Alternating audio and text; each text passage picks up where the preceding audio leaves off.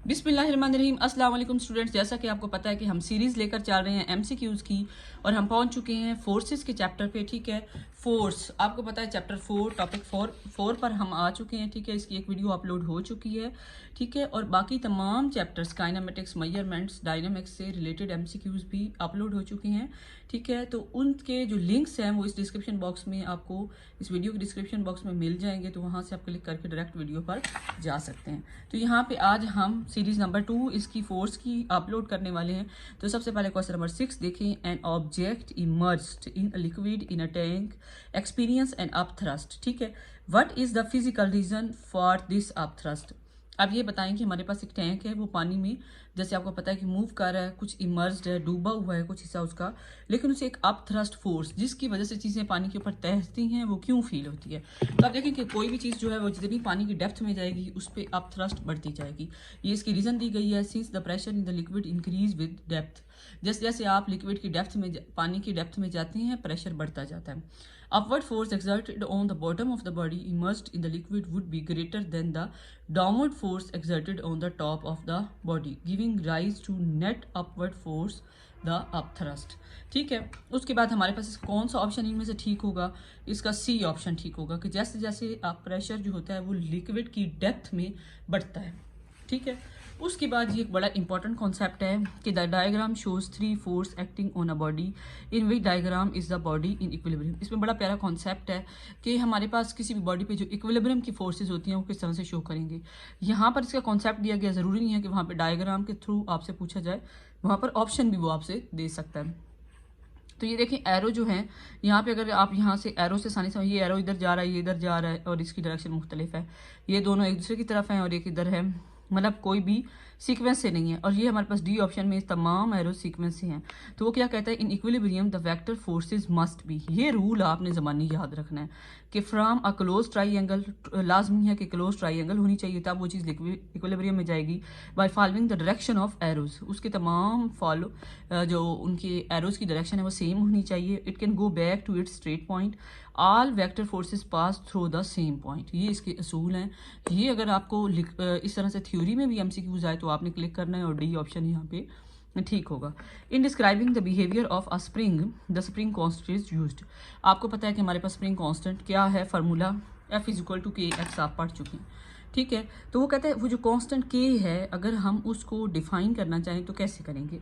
Different loads are use to extend the spring by the different amounts. अगर हमारे पास क्या होता है कि एक स्प्रिंग है तो हम उसमें और मैस, लोड मतलब वेट ऐड करते जाते हैं तो वो स्प्रिंग की जो लेंथ है वो बढ़ती जाती है।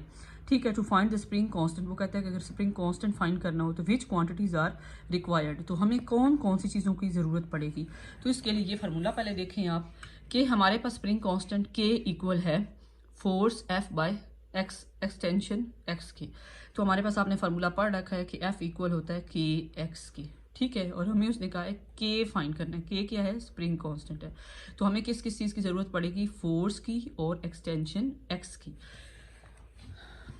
तो हमारे पास वो कहता है सी ऑप्शन करेक्ट होगा, the loads and extensions of the spring. ठीक है, ये दो चीज़ें हमें यहाँ पर चाहिए होंगी, तो इसके जरिए से हम स्प्रिंग कांस्टेंट को क्या कर सकते हैं, डिफाइन कर सकते हैं। यहाँ पर एक बड़ा प्यारा कॉन्सेप्ट है क्वेश्चन नंबर 9 में, 2 8 and forces act at each of beam. हमारे पास इस तरह से एक बीम है। ठीक है, उसके दोनों एंड्स पर अपोजिट डायरेक्शन में इक्वल फोर्सेज एक्ट कर रही हैं और उसकी जो लेंथ है जिसमें एक्ट कर रही है वो 0.60 मीटर है। ठीक है, the forces are parallel and act in opposite direction, the angle between the forces and the beam is 60 degree. तो उसने कहा है कि आप फाइंड करें टार्क ऑफ द कपल। तो टार्क ऑफ द कपल का बहुत आसान फार्मूला है जो कि हमारे पास क्या है, जो कि हमारे पास है ये F इक्वल है, यहाँ पर मैं आपको लिख कर बता देती हूँ, F इक्वल है R क्रॉस F की। सॉरी, टा को इससे रिप्रेजेंट करेंगे तो टा हमारे पास क्या होगा, R F sine theta, R F sine theta. ठीक है, और यहाँ पर आप देखें कि हमें R में क्या क्या दिया गया है। R हमारे पास कितना है, 0.6 मीटर है। ठीक है, और फोर्स कितनी है हमारे पास, फोर्स हमारे पास है जी 8, R कितना है, R F साइन थीटा। ठीक है, R कितना है 0.6, F कितना है 8 और साइन थीटा, थीटा कितना है 60 डिग्री। ठीक है, इन तीनों की वैल्यूज निकालें, इनको मल्टीप्लाई करें तो हमारे पास कपल का टार का आंसर आ जाएगा, जो कि कितना आएगा 4.2 न्यूटन मीटर। ठीक है, 4.2 न्यूटन मीटर। ये इस तरह से सॉल्व भी किया गया है और यहाँ पे ऑप्शन कौन सा ठीक होगा, बी ऑप्शन ठीक होगा। उसके बाद हमारे पास है क्वेश्चन नंबर 10, इसमें और इसमें सेम कॉन्सेप्ट है। ठीक है, an object is acted on by two forces P and Q, मतलब एक ऑब्जेक्ट है उस पर दो फोर्सेज एक्ट कर रही हैं, फ्रिक्शनल फोर्स मतलब तीन फोर्सेज हो गई। ठीक है, तो अब आपको पता चल गया होगा कि तीनों फोर्सेज क्या है। यहाँ पे अगर पी क्यू एफ इस तरह से मतलब ट्राइंगल में आएंगी। ठीक है, तो वो कहता है कि हमने इसे कैसे रखना है, इक्विलिब्रियम में रखना है। तो which vector triangle could represents the relationship between these forces. तो वो कहता है कि हमारे पास आप इसको देख के बताएं किसका वाला इक्विलिब्रियम में है। यहाँ पे देखें इनके एरोज मुख्तलिफ डायरेक्शन में है, इसमें मुख्तलिफ हैं, इसमें भी मुख्तलिफ डायरेक्शन में है। तो ये हमारे पास किस तरह से है, इक्विलिब्रियम में जा रहा है, तो सी ऑप्शन करेक्ट होगा।